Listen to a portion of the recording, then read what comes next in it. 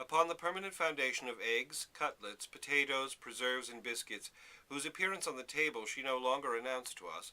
Francoise would add, as the labor of the fields and orchards, the harvest of the tides, the luck of the markets, the kindness of the neighbors, and her own genius might provide,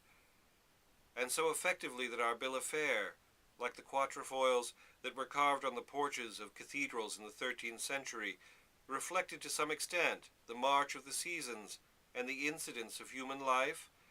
a brill, because the fishwoman had guaranteed its freshness,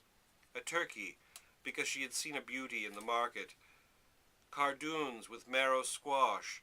because she had never done them for us in that way before, a roast leg of mutton,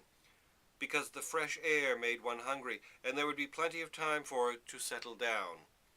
In the 7 hours before dinner, spinach by way of a change, apricots because they were still hard to get, gooseberries because in another fortnight there would be none left, raspberries, which Monsieur Swann had brought specially, cherries, the first to come from the cherry tree, which had yielded none for the last 2 years,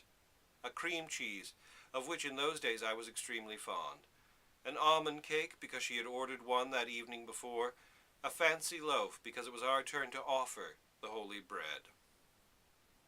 And when all of these had been eaten, a work composed expressly for ourselves, but dedicated more particularly to my father, who had a fondness for such things, a cream of chocolate, inspired in the mind, created by the hand of Francoise, would be laid before us, light and fleeting as an occasional piece of music, into which she had poured the whole of her talent. Anyone who refused to partake of it, saying, "No, thank you, I have finished, I am not hungry," would at once have been lowered to the level of the Philistines, who, when an artist makes them a present of one of his works, examines its weight and material,